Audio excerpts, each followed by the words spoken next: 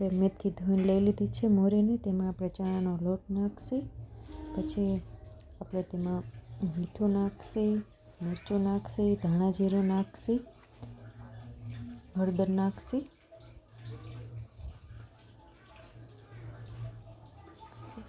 આપણે તેને લોટ બાંધીને અને પછી આપણે તેની વડી બનાવવાની છે મેથીના લોટની.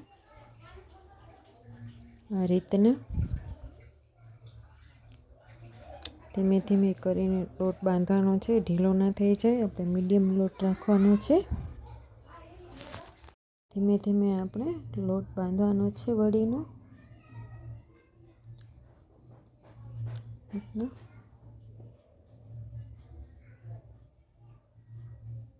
લોટ બંધાઈ ગયો છે આ રીતના આપણે. અને હવે તેની આપણે વડી કરી લઈશું આ રીતની. હથેળીમાં આ રીતની એક સરખી વડી કરી લેવાની છે આપણે લોટની. અને હવે આપણે મરચાં ભરવાના છે તે ભરી લઈશું. આ મેં જે આ બાજુનો દેખાય છે એ ગાંઠિયાનો ભૂકો છે અને આ બાજુ ચણાનો લોટ છે. જે મોરણ જેવો દેખાય છે ગાંઠિયા ખાંડી લીધા છે અને થોડોક ચણાનો લોટ નાખ્યો છે. તેમાં મરચું, હળદર અને ધાણા જીરું અને મીઠું 4 વસ્તુ નાખેલું છે. અને પછી આપણે તેને પણ એ જ રીતે જે રીતે મેથીનો લોટ બાંધ્યો છે વડીનો એ રીતે મરચાં ભરવાના છે. તેનો લોટ આપણે બાંધી લઈશું. આ લોટ બંધાઈ ગયો છે. હવે આપણે તેમાં મરચાં ભરી લઈશું. આ રીતના મરચાં ભરી લેવાના છે. મરચાં આપણે આ રીતના બધાય ભરી લેવાના છે. પછી આપણે વડીને તેલ ગરમ થઈ ગયું છે એટલે વડીને આપણે તળી લઈશું. જે મેથીને આપણે પહેલાં બનાવી છે આપણે વડી તળશું પહેલાં. બધી વડી એક જ હારે નાખી દઈશું.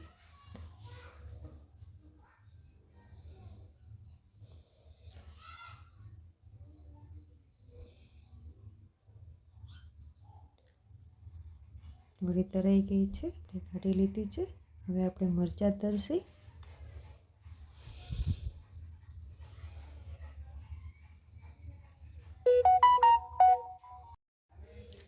આ બધા ગુવાર છે, પછી વાલોર છે, વટાણા છે, વાલ છે, તુવેર હતી અને ટીંડોળા છે, ફુલાવર છે, બટેકા છે, રીંગણા છે, લીલા ચણા છે.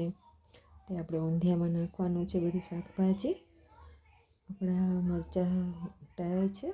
મરચાં તળાઈ જાય પછી આપણે બધા શાકભાજી તળવાના છે. મરચાં તળાઈ ગયા છે. હવે આપણે બટેકાને ધોઈ અને પછી બટેકા તળશું. આ બટેકા ધોઈને રાખ્યા છે. બટેકા તળી લઈશું આપણે. આ વડી છે આપણી જે આપણે તળીને રાખી હતી તો કડક હોય ને તળીને એટલે પોચી થઈ જાય એટલે પાણીમાં પલળવા રાખી છે. ઠરી ગઈ છે પછી આપણે પાણીમાં રાખી દઈશું. બધું તળાઈ જાય વસ્તુ ત્યાં સુધી. આ બટેકા તળાઈ ગયા છે. હવે આપણે તેને કાઢી લઈશું. હવે આપણે ફુલાવર છે, ફુલાવર તળ્યું છે અને ભેગા રીંગણા હતા. રીંગણાને ફુલાવરને તળી લીધું છે ભેગું.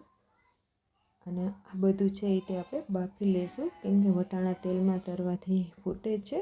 અને ગુવારને પણ બાફી લઈશું એટલે તે ચડી જાય જલ્દી બસ. આ વાલોર અને ફુલાવર છે. અને રીંગણા હવે તળશું આપણે. રીંગણાને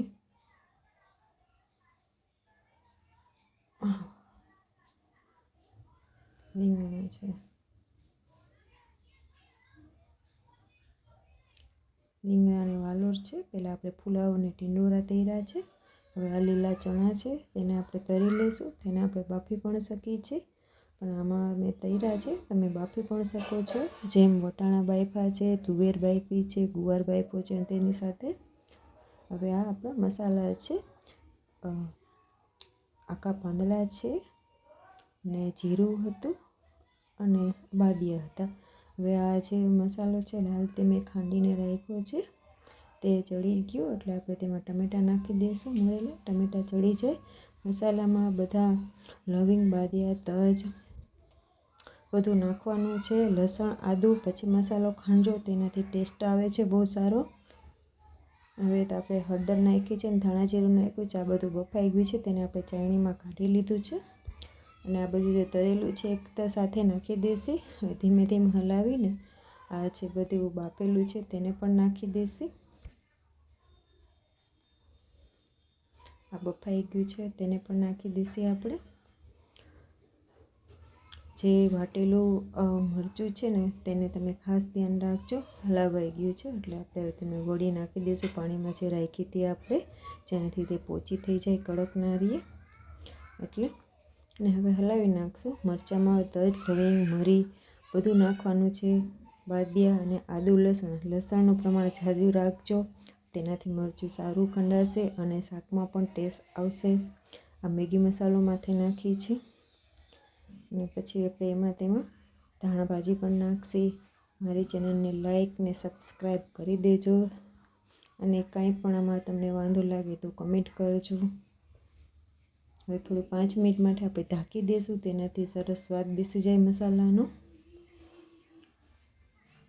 ધાણા ભાજી નાખી દઈશું ને આપણું ઊંધિયું તૈયાર છે. જય માતાજી.